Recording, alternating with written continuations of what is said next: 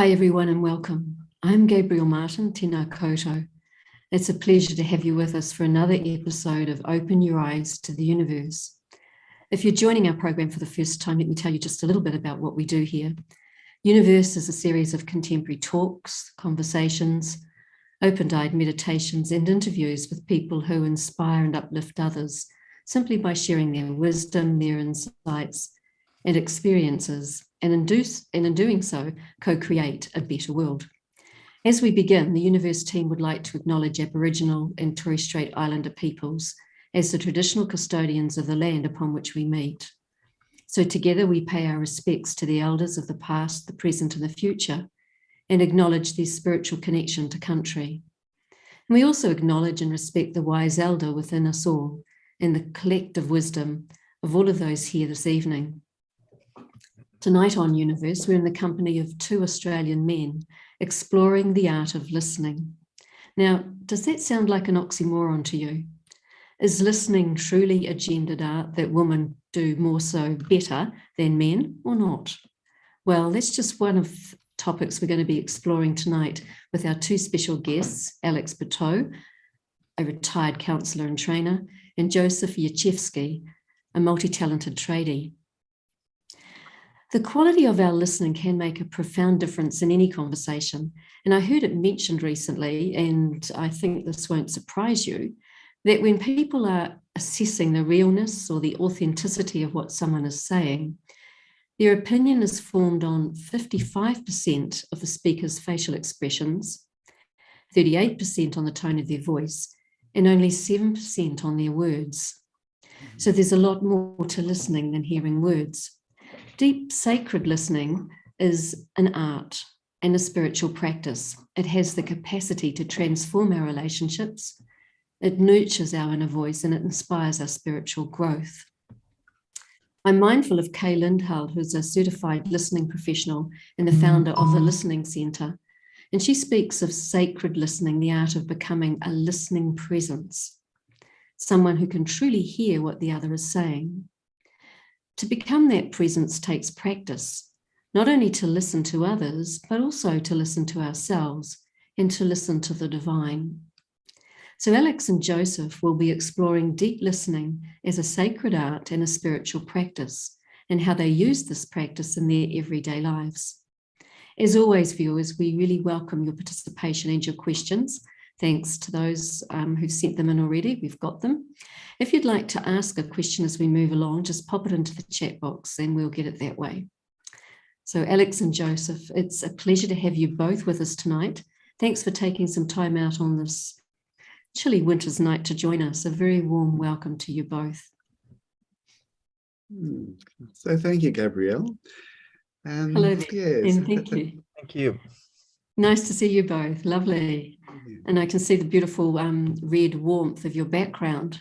A good colour in the middle of winter, yeah? Yeah. Look, viewers, let me tell you a little bit more about our first speaker. I've asked Alex to speak first. And as I mentioned, he's been a counsellor and a trainer with Lifeline Sydney and Sutherland. For those of you who don't know, Lifeline offers crisis support via telephone, 24 hours a day, 7 days a week. It answers more than 40,000 calls each year. Now, Alex has recently retired after 17 years as a counsellor and a trainer with Lifeline. A demanding role, but one that Alex carried out with a great sense of deep peace and deep listening. I know Alex is a caring grandfather and that he's been meditating for about 35 years. So Alex, tell us about your understanding of the transformative power of deep listening and how you've used it throughout your personal life and your career. Yeah, thank you. Thank you, Gabrielle. So with Lifeline, it's something that we learned from the very beginning, how to listen effectively to the feelings of others. So with this little talk, I'd just like to explore what it actually means to listen to someone, and what are some of the more useful skills to have to be able to listen effectively. I think to listen effectively, we need a certain degree of empathy. Empathy, that is to be with someone without judgment, to allow them to express their point of view. To step into the world of someone and to walk beside them for a while, exploring both their worlds, their inner world and their outer world, without bias, putting my own thoughts and ideas to one side, and also creating a safe space for them to speak. Yeah, so it also involves being totally present for that person, being totally there for them. Listening also entails a degree of compassion and a desire to care for and to help another soul, another human being. At the same time, I need to be cautious to not become so completely overwhelmed and lost in their story. Also, it's important to have boundaries in place. Yeah, so boundaries may not always be the same. On one particular day, I might be feeling empowered, and my capacity to get involved in the upheaval and distress of another may be quite broad. I may be feeling stronger, and it may seem easy to spend some time exploring and what is happening for that person.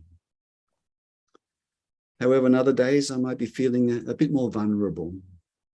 So my boundaries need to be pulled in a little bit tighter. And when listening to another, I also need to be mindful of myself and understand where my boundary sits in any particular time. If I'm feeling stronger, I can push my boundary out. If I'm feeling a bit more vulnerable, I need to protect myself, particularly from a heavy conversation. It's also important to create a safe space where trust is created. And this allows the other to share on a deeper level. So yes, empathy, that beautiful, wonderful energy that wants to help another, and in a way that they can feel that they are not alone, that there is someone there who cares and is prepared to be with them, and for a little while to be part of what is going on for them at that time. So as I listen, I do not pay too much attention to the detail of the person's story or what has happened to them, but rather to look for the underlying feelings and emotions that they may be experiencing at that moment. In a way, it's a kind of reading between the words that they are saying. If I'm able to give a name to the feeling, to the emotion that the person is going through, then that can be a very powerful tool. The person feels like they have been acknowledged and heard. They feel like they have been able to share their burden, their pain, their suffering and distress with another. And that can have an effect of leaving them feeling relieved, feeling lighter, as if a heavy weight had been lifted from their mind and shoulders. It can also be a way for them to regain some clarity of mind. Quite often people who are feeling so overwhelmed by their distress, their emotions, fears and worries, that they have lost the ability to think clearly. When they feel that they have been truly heard, that clarity, that normality of their thinking returns to some degree. And then they are able to continue with their day. So with Lifeline, some of the issues that callers ring Lifeline about are quite often around feelings of loneliness, feelings of having been marginalized, feelings of grief, loss of loved ones. Sometimes a loss of identity, particularly during the COVID period. Many people have lost their jobs, and some of those people have overly identified with the work that they do. And so once the job has gone, they find themselves floundering. Many people also experiencing financial stress. When listening to another's story, it's important that whatever is being shared remains confidential, that is just between the two of us. However, there are some exceptions to that. If anything comes up during the conversation, during the call, where there is some indication that there is a risk of self-harm, a risk of suicide or child protection issues, or that they intend to harm another, then these are the exceptions to confidentiality. We need to protect life at all cost. So Lifeline can be said that it's an amazing listening organization. All the volunteers are trained in the art of listening to others who need help and support, to support them through some of their darkest moments in their lives. There are many people who call Lifeline on a regular basis. They have had the experience of previously speaking to a Lifeline crisis supporter. And out of that, they got that strong feeling of being heard and the feeling of being connected to another human being, even if it's just for a little while. The average call length of a call to Lifeline is about 20 minutes. And for the majority of the callers, by the time that they have come to the end of the call, they feel like they have shared. They feel like that some heaviness has been lifted. Mostly they take with them not so much what was said during the conversation, but what they do remember is how they felt by the end of the call. And it can be also a very satisfying and rewarding experience for the person who is listening. In many cases, they notice the change somewhere during the call, maybe whether it be halfway through the call, 3/4 of the way through the call. There is a distinct change to the person's tone. So quite often they begin to speak a bit more slowly and softly. Their thoughts become a little bit more connected and relevant. And they appear to they come into a calmer state of mind. This is what is remembered. And I think that this is the reason that there are so many callers that call back over again and again. They've had the experience and they remembered the feeling that they were left with. However, further down the track, when the anxieties, the fears and the worries return, they remember that experience and they don't hesitate to call Lifeline back, which is a good thing. Something that is not so helpful during the listening process, and that is to be directive. To be directive, to be judgmental, or to offer them advice. So we never tell people what they should do. Even though the solution to their problem may seem obvious, it's much more empowering for them to come up with their own solutions. Listening is such a vital tool in helping others. Whenever people are feeling overwhelmed and distressed, listening allows them to feel connected and heard. It provides for them an opportunity to express how they are feeling. So, as it had been said previously, listening involves noting down how a person is feeling at that moment and reflecting those feelings back to them. Also, it's important to be mindful of any thoughts of self-harm or suicide that the person may be contemplating.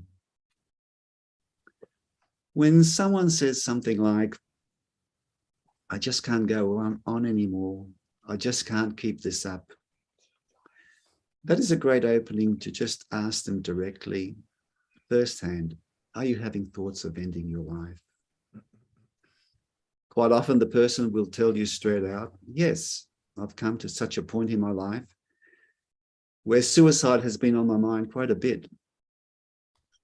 So in that case, it's very important to unpack what is happening for that person and to determine what it actually looks like and how great is the level to the risk of that person taking their own life. So, and in Australia, there are 40 Lifeline centres nationally, and 4,500 volunteers that listen to 1.25 million calls each year. And at Lifeline Sydney and Sutherland, being one of those 40 centres, we took about 40,000 calls that are answered annually. About 20% of those 40,000 calls are suicide related to some degree. People calling, having suicidal ideology. But the majority of those calls, the person ringing has had the opportunity to share and tell their story. And in most cases, by the end of the call, they feel that they are in a much better place mentally, that they are in a safer place. And the risk of them taking their lives anytime soon is quite low. However, for about 10% of those suicidal callers, the degree of risk is somewhat higher. And so an assessment is made, and together with the supervisor, quite often a decision is made to have the emergency intervention initiated. And that means getting the person to reveal their identity, their address, and the police and ambulance go around to do a welfare check. Sometimes people are reluctant to give their identity or address. And so Lifeline has the capacity to be able to trace their call. And even if the caller is not at home, even if they're in the bush somewhere, there is the ability to find them fairly quickly. So when listening to others, it's also important to be able to listen to myself, to listen to how I'm feeling, to listen to how I'm traveling.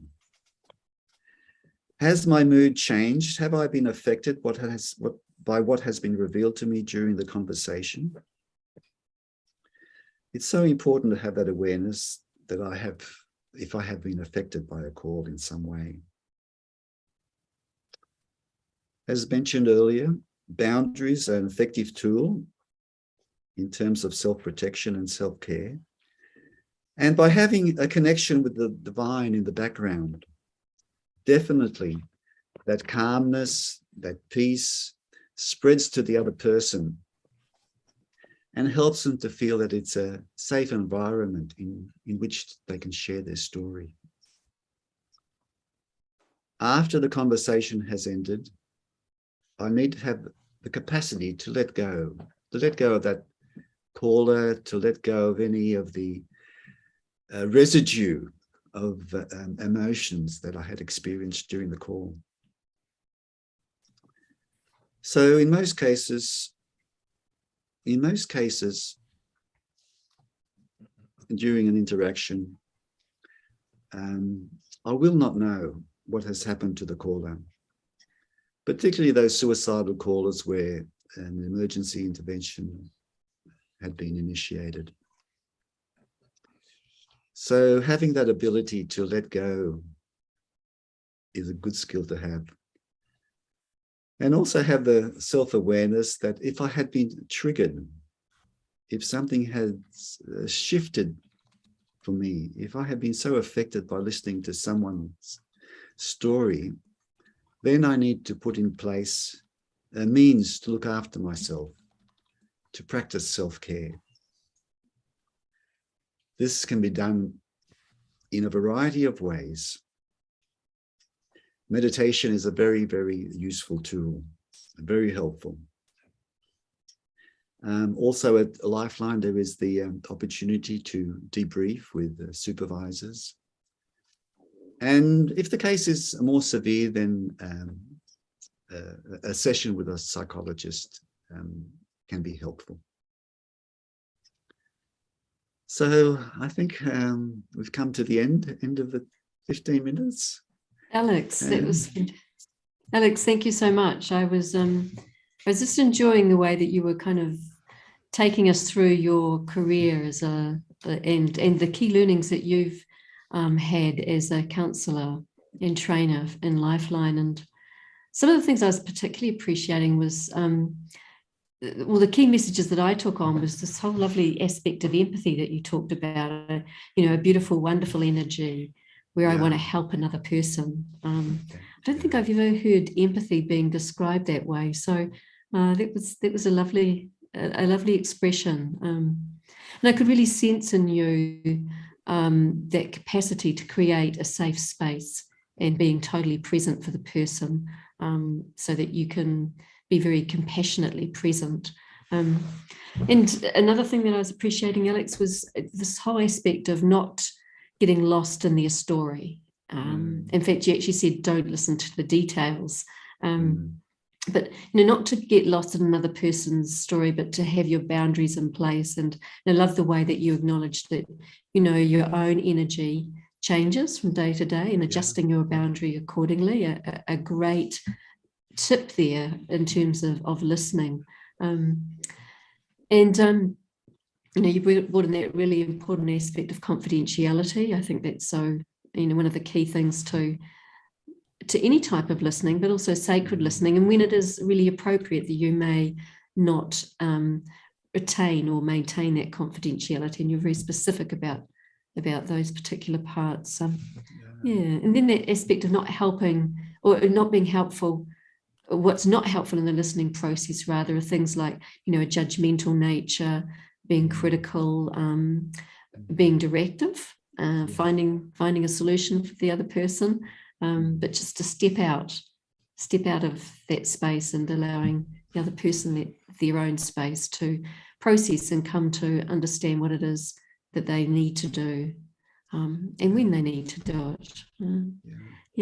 So your talk there was full of a lot of richness, Alex, and I love the way that you were saying at the end too, that ability just to let it go, to really reflect on your own, how you've traveled through a listening process, and if your feelings have changed and how they might have changed, your mood might have changed, and that ability to let go. And I mean, one question that I'm left with is, I'd love you to tell us just a little bit more before we do a meditation about how you've been doing now for 35 years or so, how you feel that has informed and enhanced your ability to really deeply listen and create presence. Yes, definitely. Having that meditation in my background definitely has helped me to be a little bit kind of removed, I suppose, from the intensity of people's emotions. But at the same time, it has given me the opportunity to come closer to that person to be able to step in, to lean forward whenever that is necessary. Yes, without having that meditation experience in my background, this type of work would be very, very difficult for me. Yeah. So it would be very difficult in the sense of exposing you to burnout, or is that what you mean, or being able to keep the boundaries solid?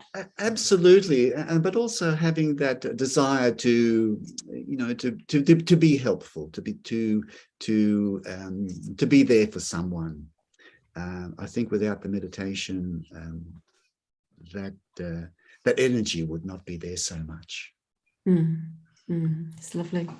Well, look, we're going to do a little meditation now before we engage with Joseph, who is coming at listening from a different perspective. But perhaps we could look at the Anthony Strano meditation commentary, perhaps the stepping inwards one, because I think that might mirror some of the things that you've been saying about starting to see ourselves. You used the word soul, but starting to see ourselves as a soul rather than and a listening soul, a deep listening soul, rather than an identity that we may have developed through social processes and so on, popular culture. Before we kick off with that, could you just explain how to meditate? As people listen to this commentary, what should they do? Yes, to let go of the physical and enhance that which cannot be seen with these eyes, but that inner energy which contains all the beautiful qualities of our personality. So to focus on that, and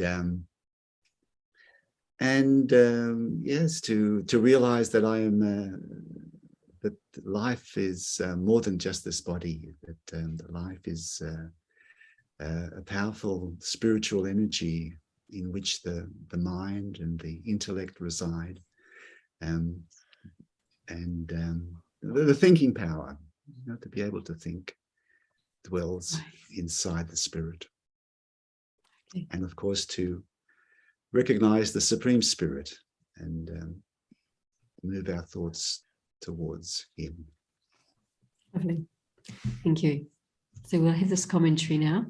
So if you're sitting there at home, just relax if you aren't already relaxed, and allow yourself to just turn within and let the words that are being spoken wash over you, and hold them in your mind and experience what's being said as we go through this meditation together.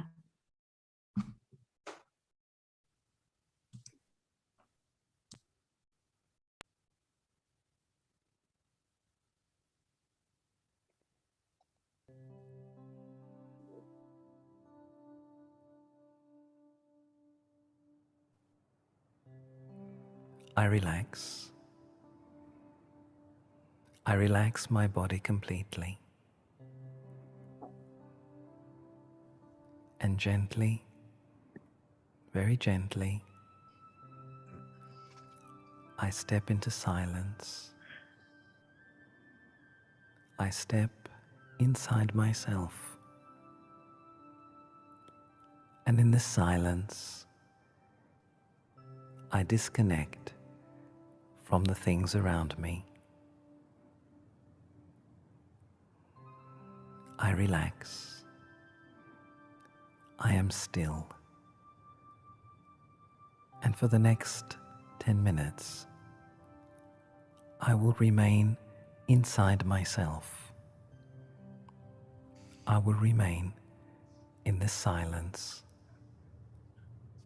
concentrating and keeping myself disconnected from all the things around me. Taking this journey inward, I wish to know myself. I want to be with myself and not think of anything else. Beyond worry, beyond fears, beyond the noises of the outside, I become still. Gently, I concentrate, and I ask myself, who am I? Who am I really? Am I this name, this body, this nationality? Or is there something more to my existence?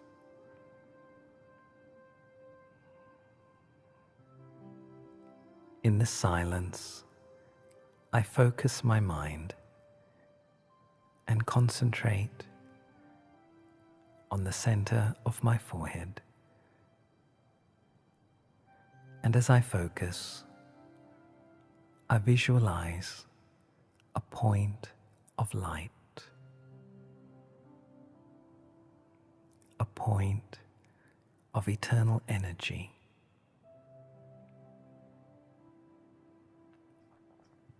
I understand. I am this light. I am this point of spiritual energy. I am here. I am the soul, a point of living light, the spiritual being. This is who I am. And as I journey deep, very deep within myself, I remember, I realize that I have great resources, great power within myself.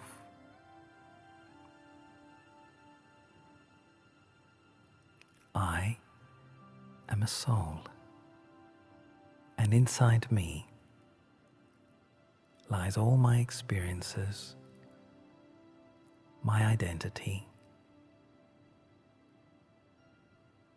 and all the things I need to make my life happier and more peaceful.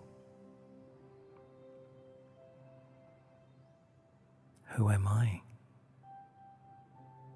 I am a spiritual being, a point of eternal light.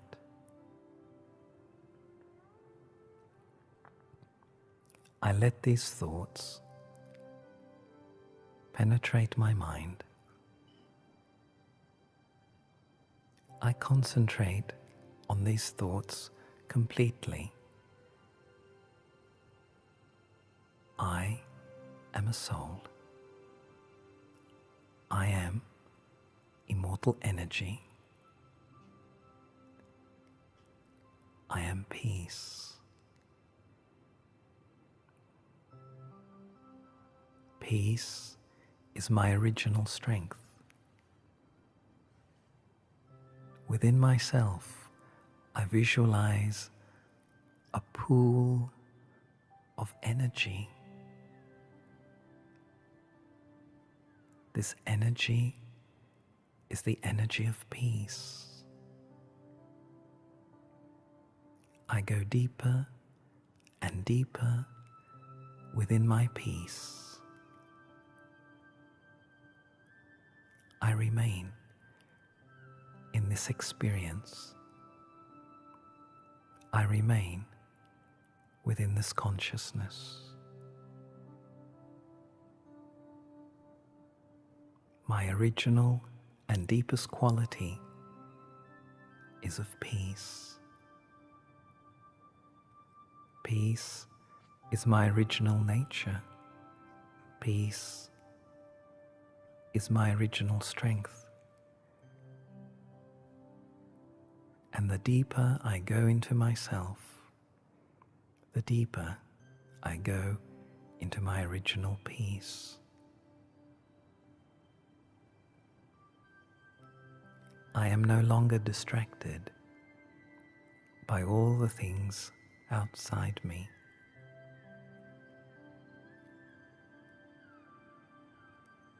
I remain in this consciousness. There is only peace, only silence. Peace and silence.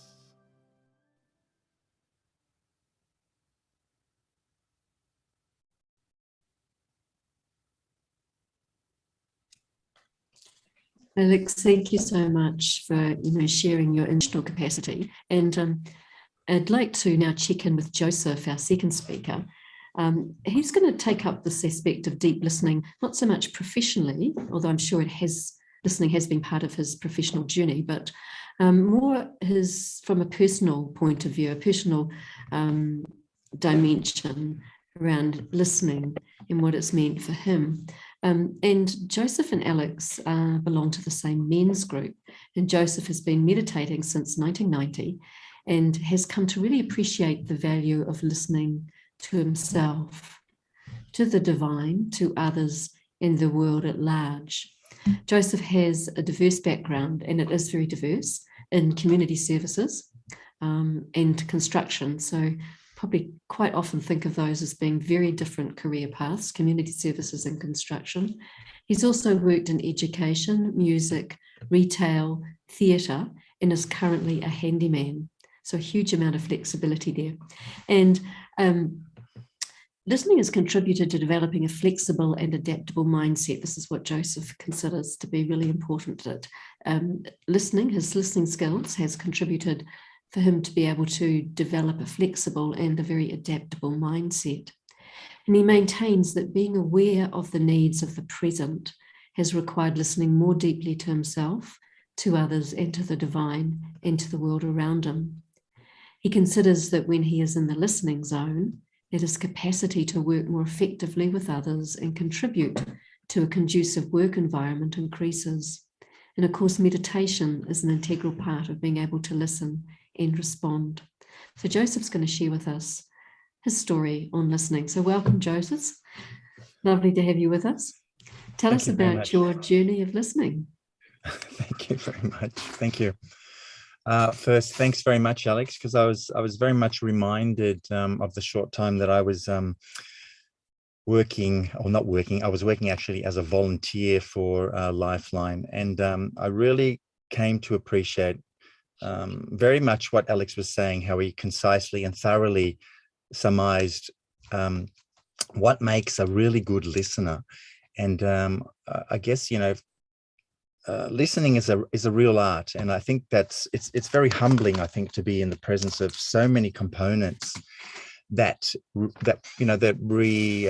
I suppose enable any person to be present with another person. So thanks very much for that, Alex. I think for me, one of the key words, I think, is silence. I think the capacity to be silent with myself, I think, also helps me to be silent or be able to be neutral and in the moment with another person.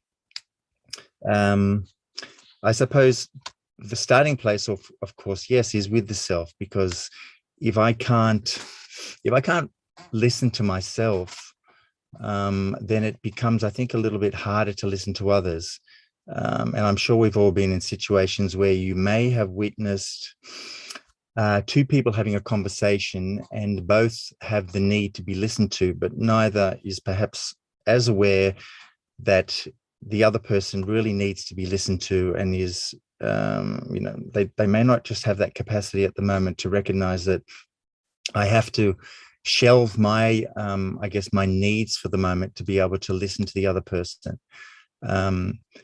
And I think that really, when I'm able to do that, then I'm definitely able to have a conversation and communicate to the other person. But I think also it does require that I do work on myself, that as much as possible, I guess, my own needs are met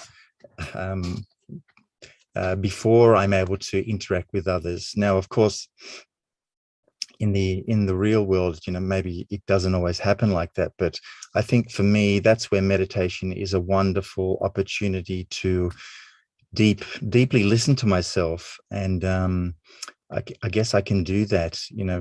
For me, silence is integral. It's a very important part, just to be still with the self and to, almost like feel my own pulse, see how I'm traveling, what feelings am I feeling at the moment, whether I'm feeling overwhelmed or whether I'm feeling, quite at ease with myself. And I think when I'm able to be still, I think within myself, then I'm also, that translates, I think, to the capacity to be still with others. And as Alex mentioned, to be in the moment, to be neutral, to be without judgment for another person. But again, I'm the experiment. I'm the person, I'm the soul that has to, I suppose, do the work on the self first in order to be able to listen to others. And of course, there are times when it may be a little bit more challenging. But one of the ways I think that I've come to appreciate how complex the process is. The body, of course, we can listen to the body. Sometimes we may have been to a therapist and they may have said, I just want you to be still and just take a deep breath. And I just want you to see how it feels to be in this body that you're in at the moment. What does it feel like? Can you feel any tension? Is there a certain level of comfort there, or is there some kind of dis-ease, maybe in your neck or your stomach? Whereabouts is that discomfort? And that process of just going within, I think, is it's very useful, because it helps me, or it certainly has helped me, to have my finger on my own pulse, to get a sense of how I'm traveling within myself. Am I carrying lots of stuff, or how aware am I of myself? And of course, the body carries a lot of memories, and it's important, I think, to be aware that we do carry a lot of things within ourselves. So this is, of course, on a deeper level. It's a deep sense of listening to, how I am as a being, what I've carried, what I'm carrying, and perhaps what I would like to maybe let go of. And, this is very much, I think, connected to the whole process of being still, of being well acquainted with the silence, which for me is like a laboratory. It's where I can really gauge where I am.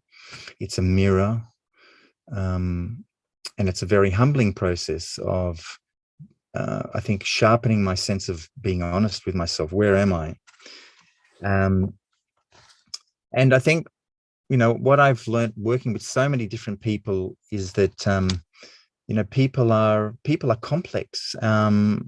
People have so many wonderful stories. They have so many wonderful things to contribute. And, we all have that capacity. And to appreciate that within myself and to appreciate that in others is a very, very empowering thing. And that, I suppose, it does require that I listen, that I'm tuned, or I know how to listen, because I think listening is an art. It's it requires, just like anything else, practice.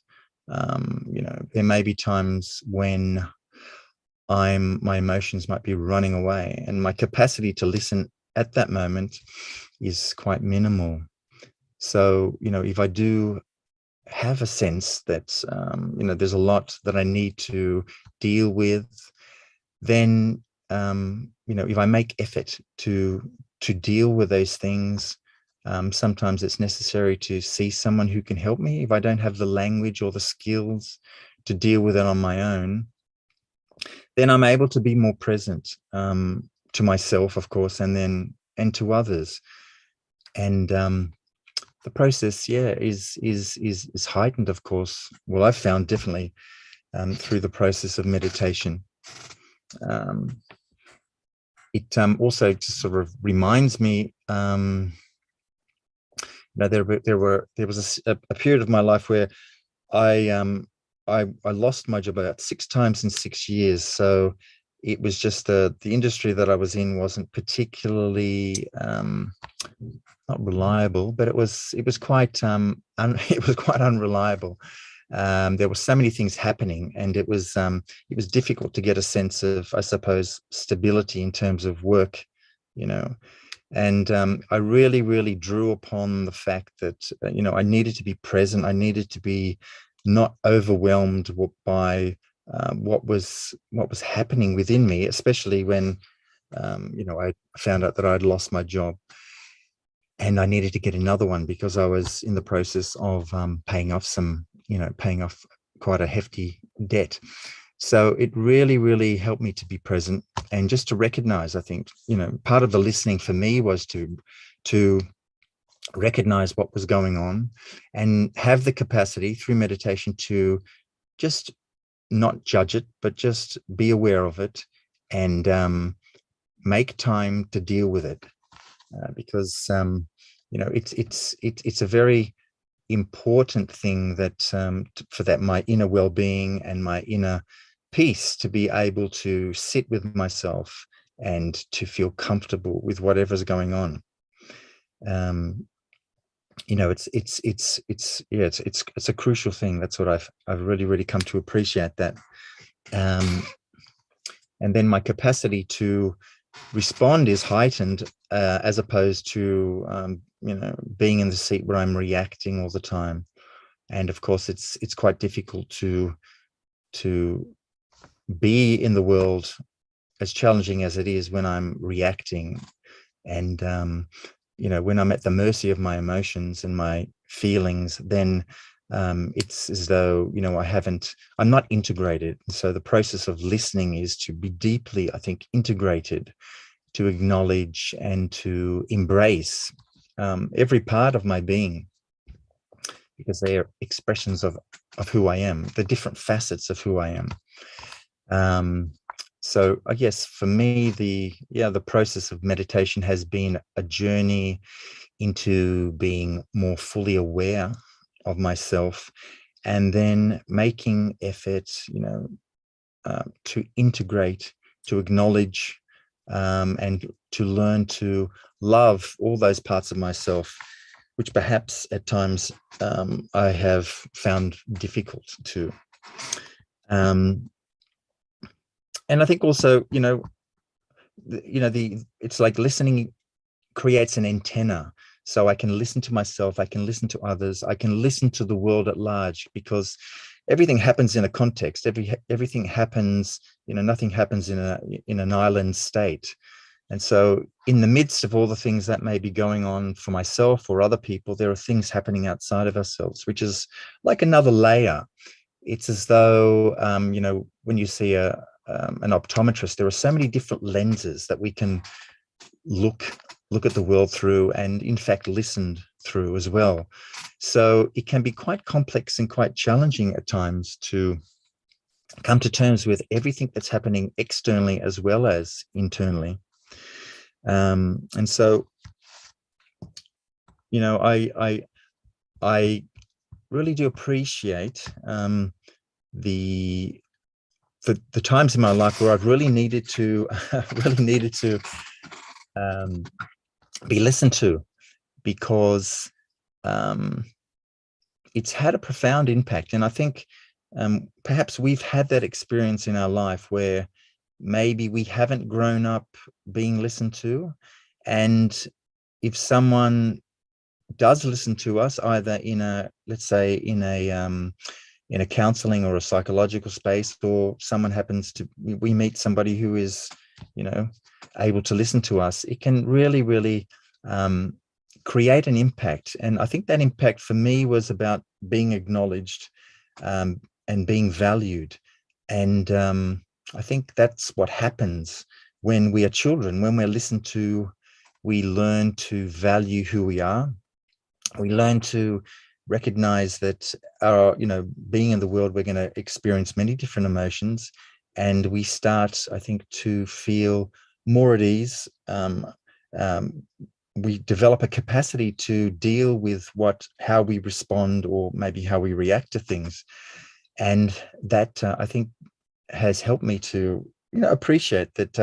That's what I think one of the elements that can enable stability to play out in my life, that I can feel comfortable, or grow and learn to be comfortable with certain feelings within myself, that otherwise might be, set myself against myself, by default. So the art of listening really, really opens up a whole world, a whole realm of, into my inner world. And, my inner world is very rich. It can be very rich. And if I'm able to access it and appreciate it and love it, and therefore integrate it. But otherwise, if I'm not able to, I suppose, listen deeply, or if I am able to listen deeply, but maybe not be able to come to terms with things, then I suppose that requires a different kind of an understanding. But listening definitely is like the doorway into the labyrinth, perhaps, that exists within myself. And so I suppose, yes, having a greater sense of who I am through this process of listening and appreciating and valuing myself, it translates into the capacity to do likewise for other people. So to appreciate the beauty they have, and the skills and the talents they have. And, when you're working with a lot of people, then having that attitude and that mindset really, really makes working a lot easier, because of course there are challenges always in life, and probably they won't stop. But my capacity to be with them and to make the best of them, and in fact to thrive with those challenges, I think becomes greater when I'm able to, be still and be silent when it's necessary. And it also definitely informs the words that I speak when I'm coming from a deep space, a silent space, a still space. I might not need to say so much, but my words have a lot more potency when I'm coming from that space. And because we are obviously bombarded with lots and lots of information. So concise and succinct thinking and words, I think, are very much appreciated these days, or very much needed. Yeah, so I was just, had that thought, what is it like? What is it like for you out there to be listened to deeply? So perhaps we could just do a little bit of an experiment where we just sit nice and comfortably, and we just breathe into, we're in the now, we're just relaxed in this moment, and we're breathing into the very depths of who we are as best as we can. And just taking stock, or just sharpening my awareness on who I am, or who I might think I am. Maybe you can think about a time in your life where you really needed to be listened to, and that was facilitated. You may have had a lot on your mind for quite some time and really needed to express that to somebody. And maybe you were lucky, or you were blessed to have an ear that was willing to hear what was going on for you. If that was the case, maybe just reflect, how did it feel to be deeply listened to? Hopefully it was non-judgmentally. How did it feel to be expressing all the things that perhaps you felt you may not have been able to say to anybody?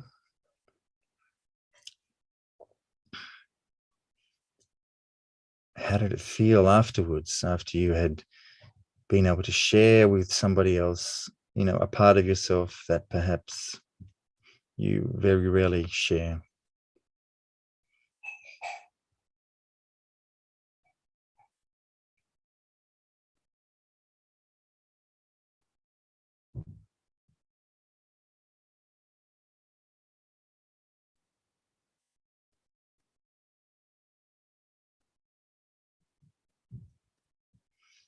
So just breathing into that experience,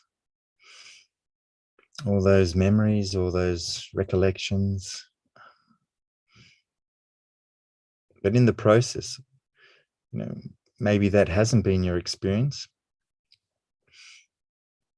As you breathe into the being that you are right now in this moment, as you allow your awareness to circulate through your whole body, all the way down to the extremities of your toes, to your fingers, fingertips, every part of your body, feet, ankles, shins, knees, thighs, buttocks,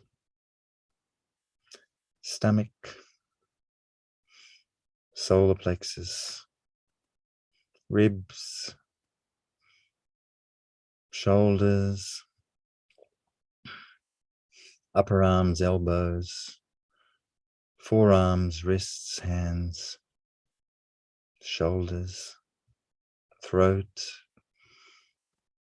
and head. Just try and get a sense of what it feels like. We're listening to our body. How's my breath?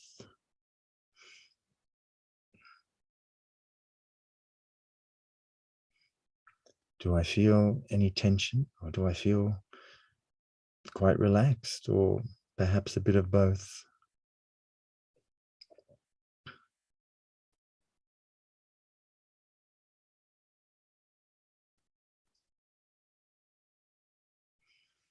Just get a sense of that, and within that there's always great potential.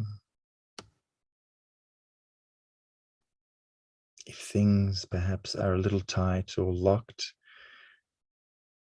with some practice, with some focus, we can begin to unlock things within ourselves and open up to the great potential and wealth that we have within us.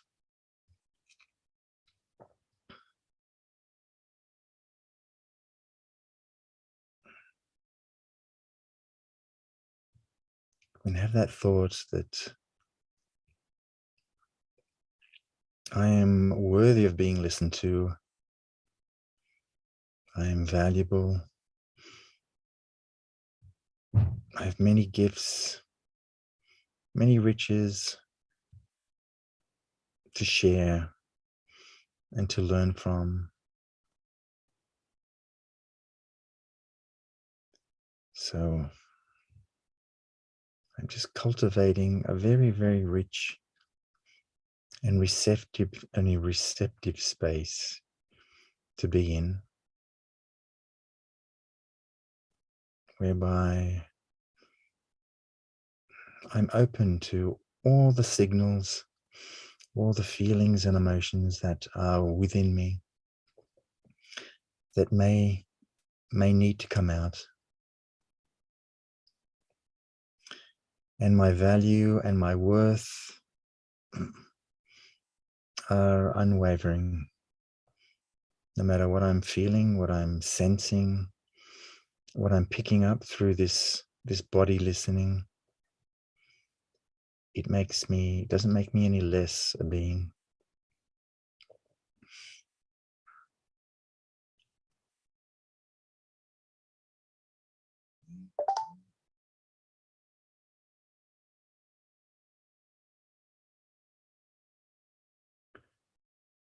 perhaps it generates a deep sense of appreciation for all the things that I have in my life and all the people that are in my life and all the challenges that each of us faces. And deep listening can really help me to appreciate all the nuances and all the challenges that I've overcome and are yet to overcome, knowing that the art of listening is in fact that, an art. It takes time, it takes practice.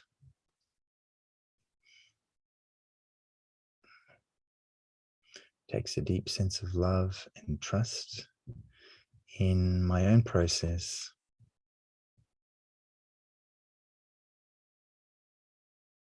And it brings me closer to my own intrinsic value.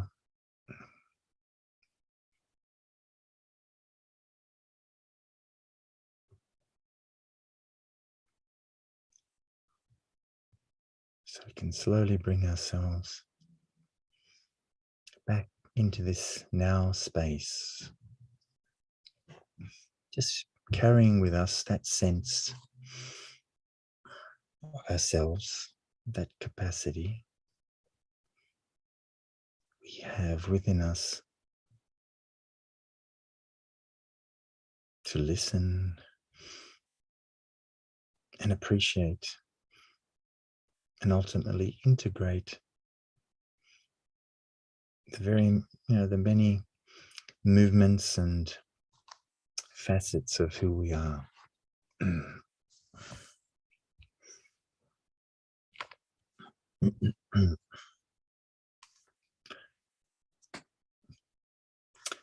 And so I suppose when we get into the practice of giving ourselves time to listen to our body, to our thoughts, sometimes our thoughts can be racing. I know for myself, even after practicing for quite some time, there are times where I think, wow, my thoughts are still quite independent. But it's very humbling because it tells me that, there's work obviously still to be done. And, there's this connection, of course, between my thoughts and my feelings. So I need to listen to my heart. People say, listen to your heart. What does your heart say? What should I do in a situation? Well, listen to your heart. Of course, we need to listen to both our head and our heart. But, ultimately, it's important to be able to listen to both and then come to some sort of decision if it's the right time to do that. Over time, I found that it's easier to listen, or I feel like I have developed the capacity, as Alex said before, to be detached. And of course, when we're listening to others, we need to be neutral and detached as much as possible in order to be objective. And it's the same for ourselves. I know for myself, I need to be able to sit with what I'm going through and to get to that space where I can be objective as much as possible, so that if I need to make a decision, it's not based on compulsion, or it's not being colored by lots and lots of emotions that are running around. I need to be in a state of stillness, and the silence, as I said initially at the beginning, it really brings me into that state of neutrality and helps me to be able to move with a certain degree of confidence, knowing that I've been able to deal with things within myself that are part of myself, and embracing them, of course, makes me a lot more rounded and adds to the depth that we all have. We all have that depth, and listening does facilitate that.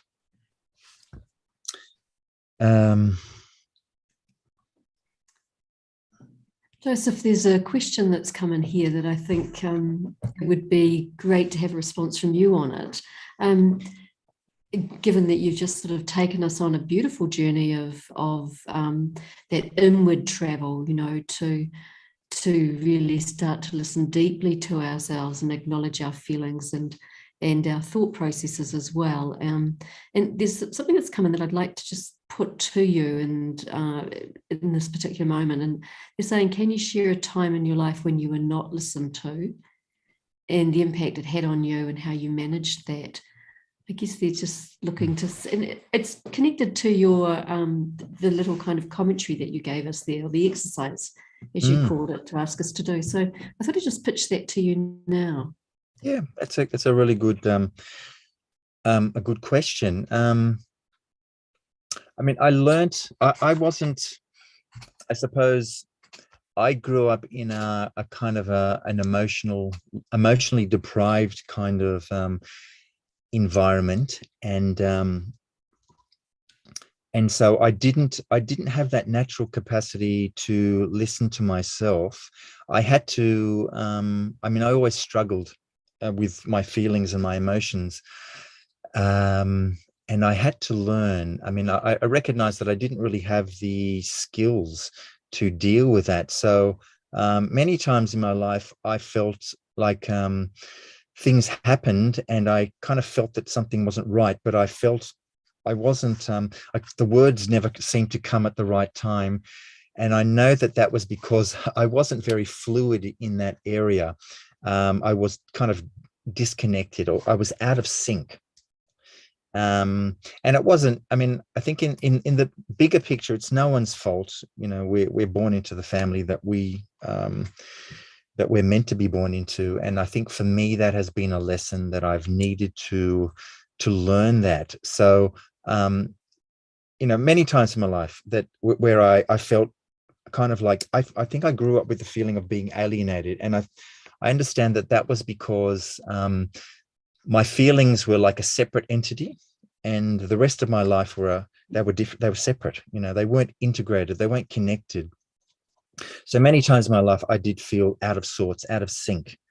And I think a few things did happen in my life where I recognized, you know, it's like you attract the things that you put out. And I think I was attracting things that I think were at times they were a bit disturbing. So I thought I really need to get to the bottom of this. I need to understand more about myself, what's going on internally, because I wasn't really privy to that, I think, at that time in my life.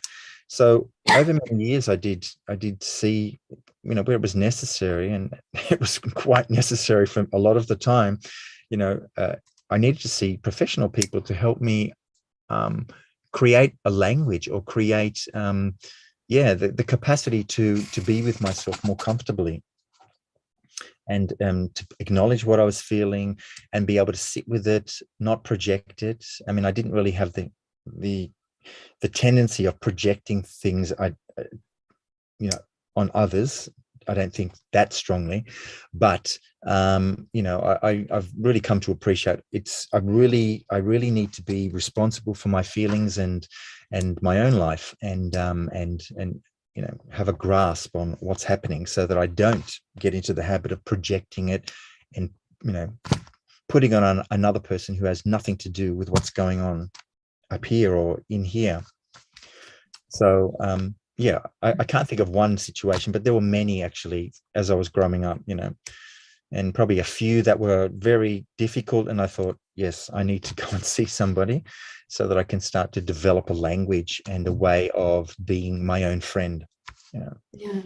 And you talked about silence as being like a laboratory to understand your feelings and your thoughts. And I could see so clearly that you really made it an amazing laboratory there, that you've turned that into your strength, really. And I loved what you were saying too about that when, you know, being listened to impacts deeply, and that it gives you a feeling of being acknowledged and valued. I mean, that's just such a hugely healing process, isn't it, to be listened to? Definitely. Validated, acknowledged, valued. Yeah. I think it's a very, very simple act, but I mean, more than sure that Alex would, second that in his capacity as a counselor. And I know when I was working at Lifeline as a volunteer, for people who have grown up not being listened to, it's amazing what that simple act of giving the energy of my attention to another human being can do. It can really open up and another world and a very, very positive and healing world within. But also how it enriches yourself, but also others. Like I was just loving what you're saying about, when we really listen deeply to ourselves and acknowledge that, and whatever that inner space is, it translates into being able to listen to others. There's such a lovely correlation there. Yeah. I've always noted you to be a very good listener, actually, Joseph. So maybe that's part of your big journey of life, isn't it? That and not being listened to as a child, that you're in a position now where you listen very strongly to yourself and you give that active listening to others as well. Well, I think I try to. I mean, I think what Alex was saying about there are times when it's a lot easier to listen to others. And I think sometimes we can say, look, maybe I'm not able to listen to you at the moment. I know that you really need that. And I'm really sorry that I can't give that to you at the moment.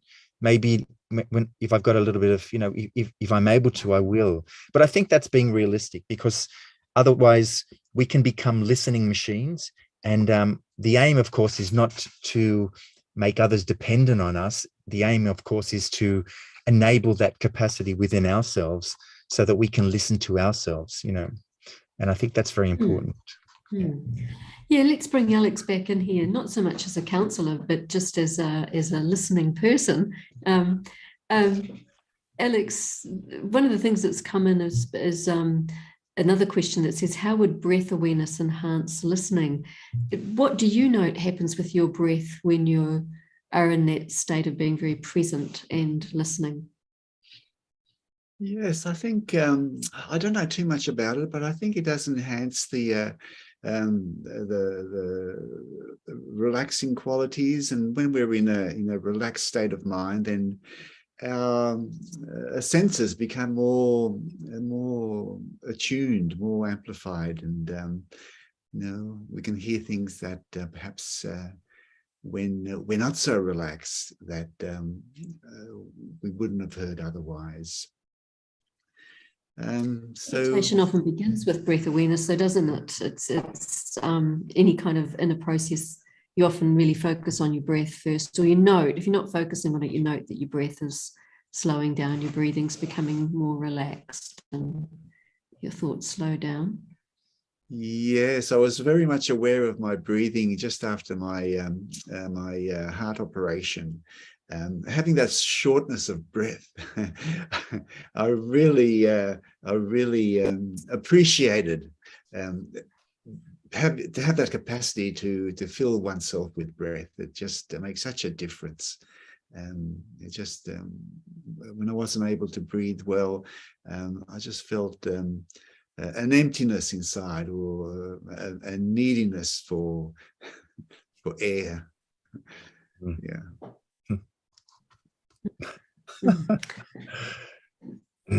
It's another question that's come in here, and I'd love a response from both of you on it. And it is about the divine. And Alex, you did mention it, the divine a little bit, and I can't recall if you did, Joseph, but I do know that it's part of your practice anyway. But the question is, how has your connection with God facilitated your ability to listen?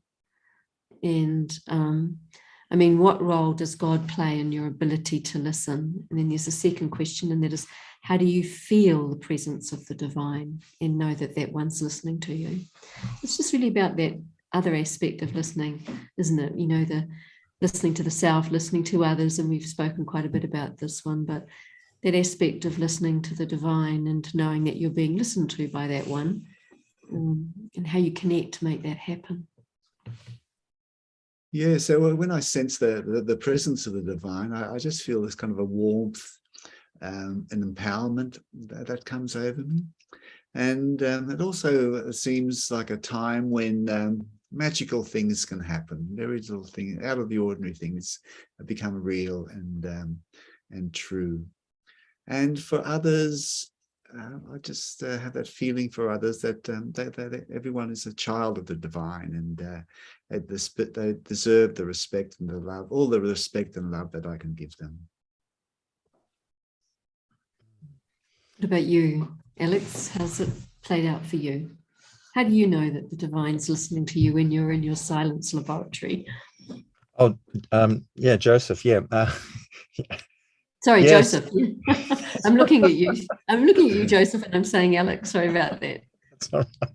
No, I think that look, I think they're intrinsically linked, definitely, because in the silence, I think, I think I guess for those of us, who meditate, the divine is such a subtle being, and silence is such a conducive space to getting in contact with myself, but also getting in contact with the divine.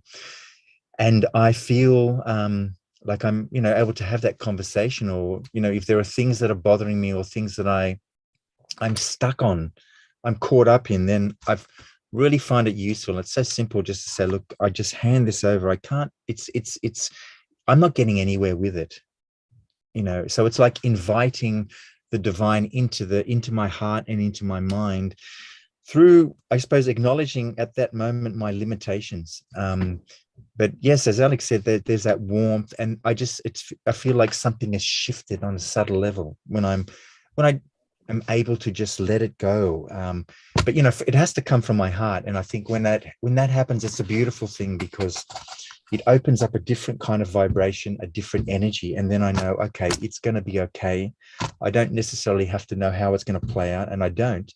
But it's kind of gives me a vibrational, a sense of surety, I think, that things will work out.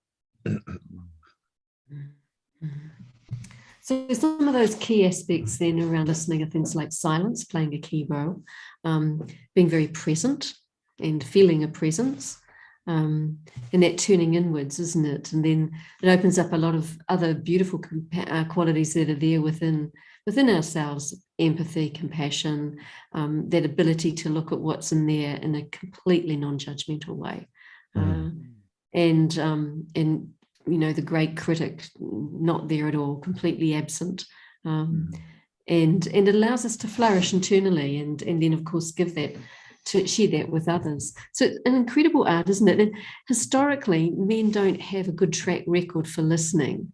Now,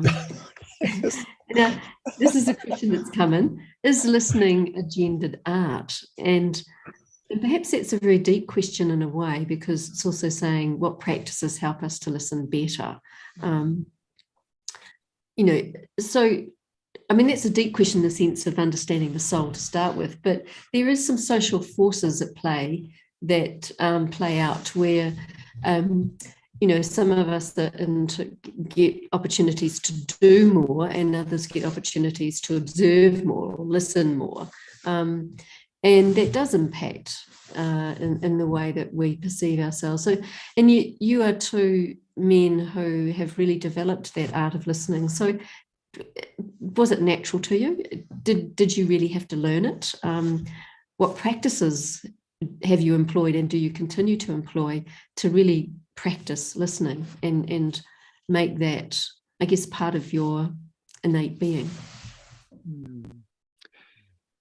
Yeah, so for me, I think I've always been interested in people and wanting to get to know others on a deeper level. Ever since I was a child, I think I was attracted to people who were open to sharing stories about themselves, or stories generally. And so my imagination would just run wild when I was in the presence of someone who was telling a story. And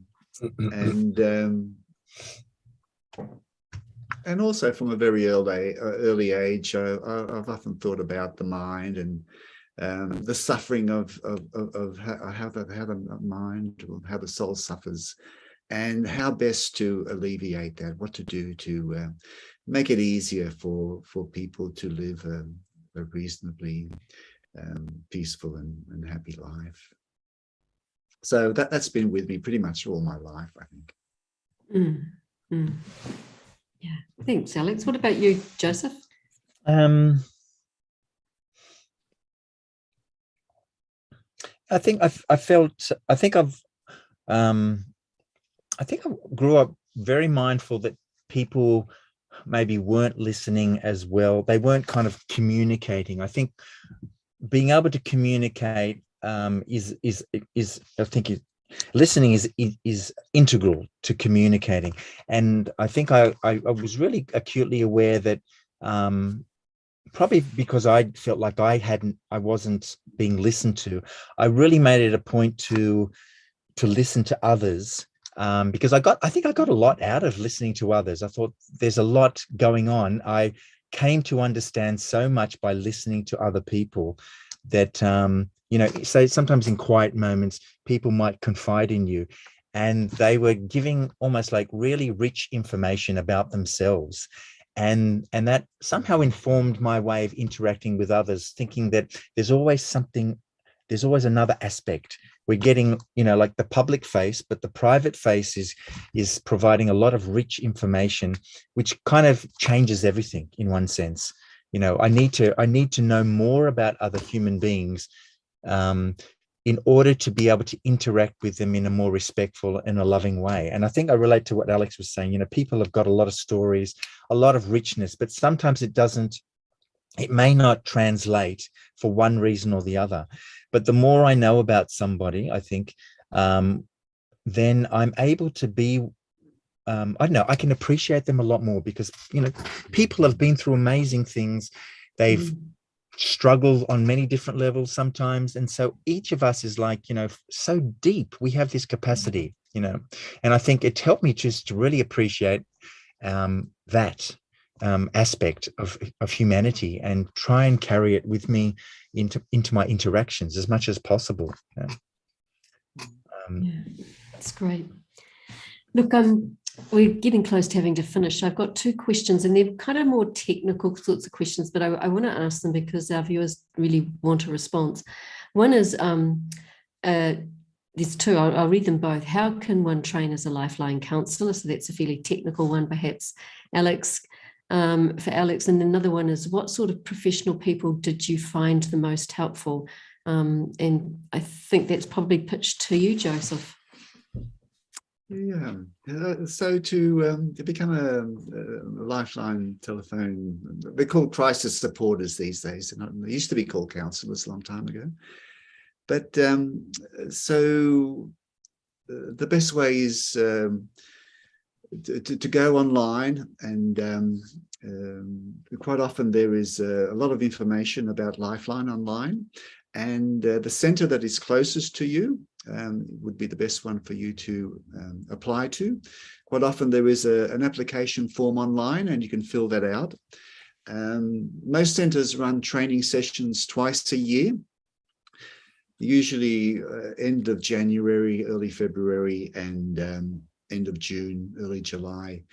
Centres are open for applications and intake of students, and usually it's about a 4 or 5 month training period. Although these days now they consider training to take up a whole year. Even when people come onto the phones, they're still training for the first 6 months or so. Yeah. Thanks, Alex. Good. Joseph.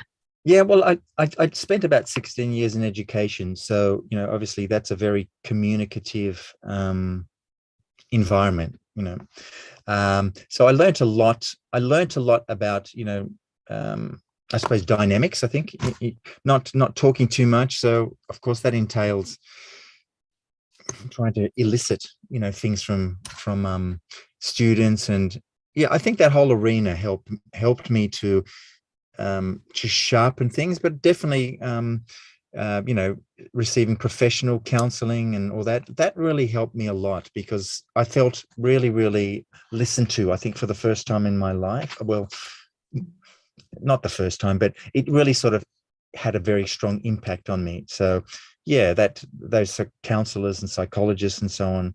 Of course, there have been people along the way that have really helped as well. So yeah, I mean, a good ear, I think, is people loves people who can listen. I think because it's such a wonderful and needed and valuable thing. I mean, we all do it at different times, but yeah, I think they're the most beneficial or helpful people, I guess. Yeah. Look, we're close to closing now, so I'm going to thank both of you. Actually, it's huge thanks to both of you for joining us on Youniverse this evening, and for sharing your journey, your career with you, Alex, and your journey, Joseph. That very deep art of listening and listening well, and I very much appreciated your insights and the personal approach that you took to this whole topic of listening. It's been invaluable. So our thanks, our blessings, and our love to both of you. And many thanks to you, Gabrielle, for being a lovely facilitator, for listening so beautifully and respectfully. So thank you very much. Yeah. Yes, thank you, Gabrielle. Up to both of you. Sure.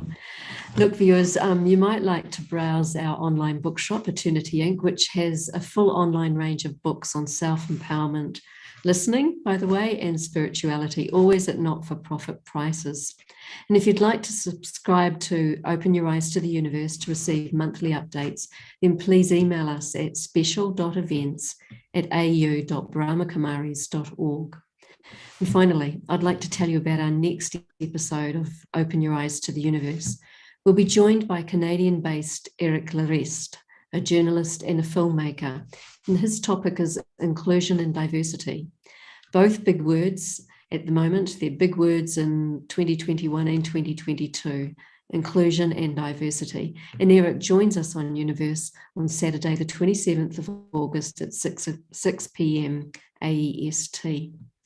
We're going to close out tonight's episode of Open Your Eyes to the Universe with a song. Peter will pitch that one, and I understand it's one of Peter's favourites. In fact, he composed and sung it, so see if you can recognise it. And until we see you again in August, may you continue to open your heart to deep, attentive listening. Allow it to nurture your inner voice and allow it to transform your relationships and inspire your spiritual growth and your connection with the divine. Om Shanti.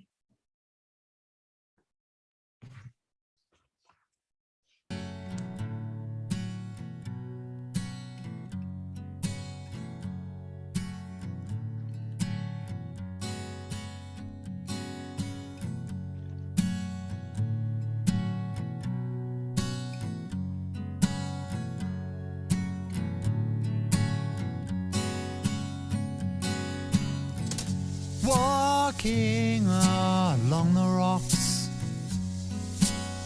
I could feel the power in the water.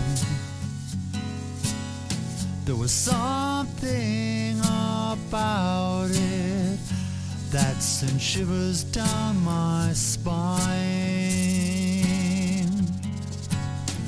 The rocks seemed so beautiful,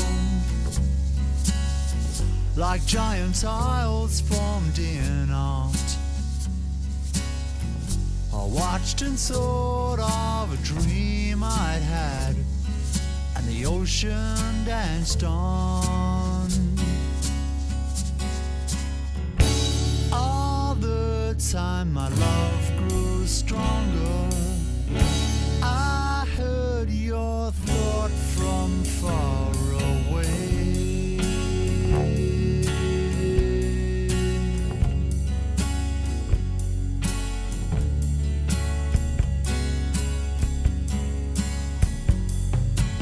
Spoken many times before. I knew it waited for my time to come. We were to work together to transform, All the time my love grew stronger. I heard your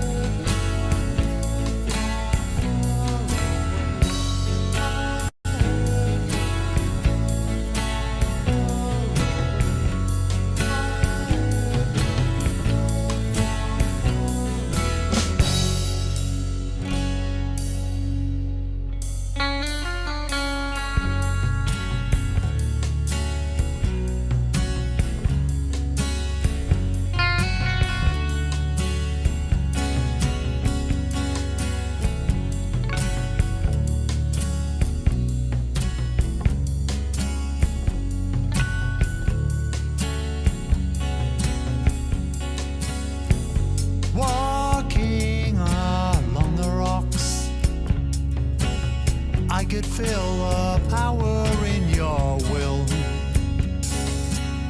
There was something about it that drew me straight to you.